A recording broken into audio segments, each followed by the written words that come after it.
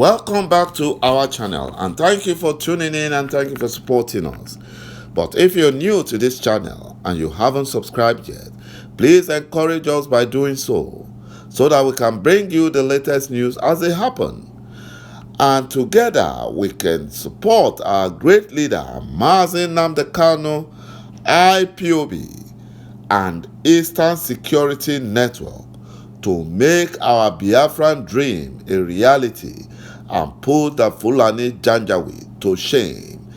He said, the Fulani Nigerian government, according to Abubakar Malami, the Minister of Justice, cannot explain publicly how Mazi Nnamdi Kanu was intercepted because it was an illegal process in Kenya. Last year, the Fulani terrorists, bandits, Attorney General of the Federation and Minister of Justice Abubakar Malami had announced that Mazi Nnamdi Kanu was intercepted through the collaborative efforts of Nigerian intelligence and security services and consequently extradited to Nigeria. Barrister Aloy Ejimakor, special counsel to Mazi Nnamdi Kanu, has reiterated that the extradition of Mazi Nnamdi Kanu from Kenya to Nigeria was illegal.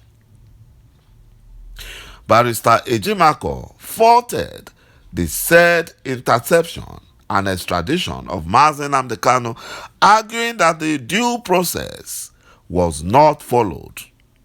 According to Barrister Ejimakor, the fact that the Fulani Nigerian government has continued to shy away from explaining how it intercepted Mazi Nnamdi Kanu shows that the process is illegal, shows the illegality of the arrangement. Beyond this blunt use of word interception, neither the Attorney General of Nigeria, Abubakar Malami, nor any other Nigerian official has explained how and where this infamous interception occurred or whether it occurred under the pertinent legal framework or not. From published accounts, all efforts by the media, both domestic and international, to elicit detail of this interception have met a stubborn official silence. And it appears that the same is true with myriad diplomatic inquiries issuing to Nigeria from the international community, notably from the United Kingdom and the United Nations. Mazi Nnamdi Kanu had in various sworn statements giving credible accounts and detail that prove that the so-called interception is simply that he was officially kidnapped, disappeared, tortured in Kenya, and extraordinarily renditioned to Nigeria.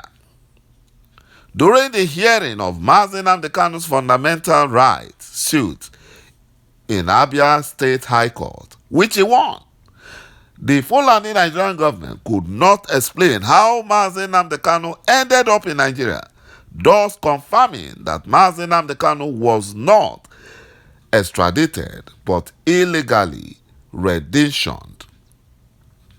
If Mazi Nnamdi Kanu was extradited, the Fulani Nigerian government would have been very forthright with it, especially given the insurmountable prosecutorial barrier that comes with extraordinary rendition. It is therefore instructive that to date, the Fulani Nigerian government has neither in any court or public contradicted Mazi Nnamdi Kanu's account, nor offered any alternative account that may suggest that Mazi Nnamdi Kanu's return to Nigeria was secured through some due process of the law.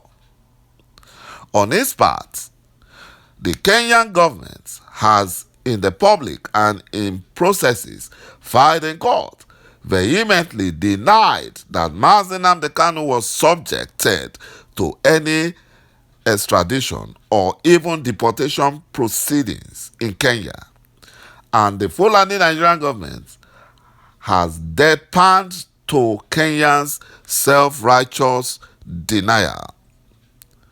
That shows that the Fulani Nigerian government are culprits. Nigeria cannot properly levy its sovereign rights of criminal prosecution against Mazi Nnamdi Kanu without first proving that the act of transferring Mazi Nnamdi Kanu from Kenya to Nigeria conforms to the basic tenets of law, municipal and international, including particularly treaties to which Nigeria is subject. As a sovereign nation and member of Committee of Nations and a country with a constitution and law, Nigeria must first explain to her domestic courts and international community, particularly Britain, how Mazi Nnamdi Kanu ended up in Nigeria in chains. This is but a basic condition precedent without which prosecution of Mazi Nnamdi Kanu cannot ensue. And the Fulani Nigerian government knows that. The Fulani Nigerian government, they know that. The Nigerian Constitution provides in its fundamental rights, as Section 35, subsection 1, that no person shall be deprived of his liberty save in accordance with a procedure permitted by law. The operative phrase here is procedure permitted by law. This, if there is absence of extradition proceeding in Kenya for Mazi Nnamdi Kanu, it means that the deprivation of his personal liberty, the interception and detention, was not in accordance with procedure permitted by law. And the Fulani Nigerian government, they know that. They know they have erred. And that is why they are shying away to allow Mazi Nnamdi Kanu's trial to hold. They keep adjourning it. They don't want the case to hold. There is a Nigerian law enacted by the National Assembly in 1983 known as African Charter on Human and People's Rights, Ratification and Enforcement Act. Article 12, subsection 4 of this law provides that a non-national legally admitted in a territory of a state party to the present charter may only be expelled from it by virtue of a decision taken in accordance with the law. To be sure, Mazi Nnamdi Kanu, a non-national of Kenya, was legally admitted to Kenya on 5th May 2021 and then expelled or was transferred from Kenya to Nigeria on 27th June 2021 without a decision taken in accordance with the law. Both Nigeria and Kenya are state parties to the parent African Charter that grandfathered the similar law Nigeria later domesticated into its municipal law. My brothers and my sisters, we can say that the Fulani Nigerian government, they know what the law says. They don't follow the rule of law. They don't obey rule of law.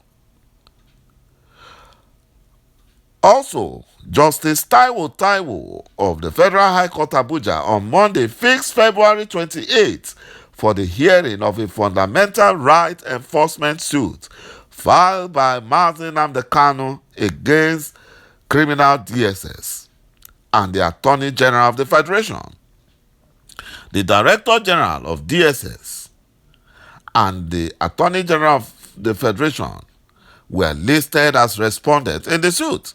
The judge fixed the date after The criminal DSS counsel Idowu Awo informed the court that his clients had a counter affidavit which had not been served on Mazi Nnamdi Kanu.